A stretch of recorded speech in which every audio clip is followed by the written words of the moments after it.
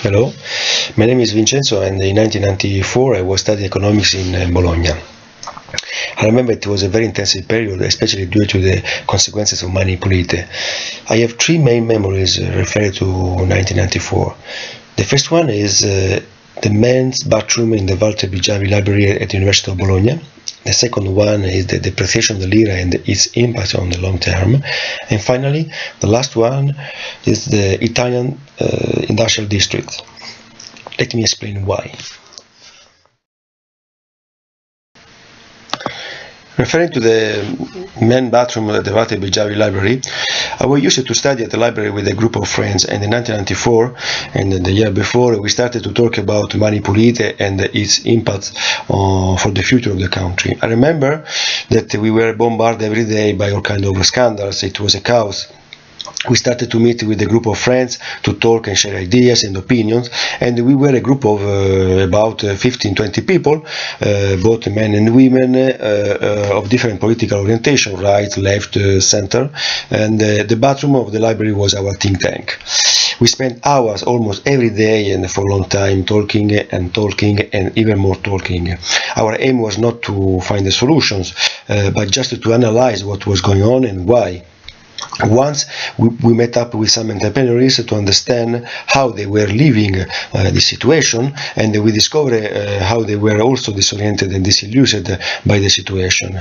I remember that some years later, during an open discussion with an entrepreneur about the wake of the economic reform, he told me that the Italian economy was lowered by the confusion of that period, and joking say to me, we didn't know how and who to pay off.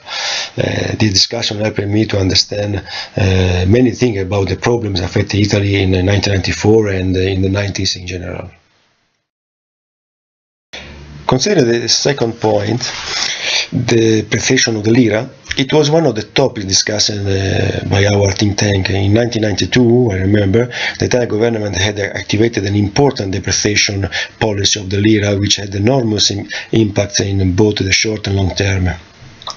Everyone had their own opinion of the impact generated by these policies.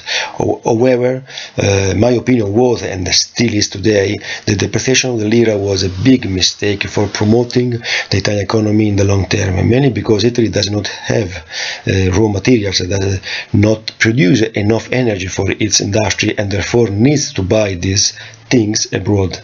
The policy of the lira depreciation has surely contributed to the increase in the national public debts. Today, it is more than 2.2 billion euros, and the depreciation policies implemented by the Italian governments in the 80s and 90s have surely contributed to generate it. The last memory is referred to the industrial districts. This is a situation which happened some years later, but I think that it has its origin in the chaos of the first half of the 90s. The industrial districts in Italy were a brilliant macroeconomic model, especially during the 80s and 90s, but the world changed after 2001, when China entered the WTO, and for many countries it impacted as a tsunami in their own economies. In Italy, if I'm not wrong, around 30% of the micro enterprises composing the industrial districts of shoes in the market region have closed during the first 6 months of 2001.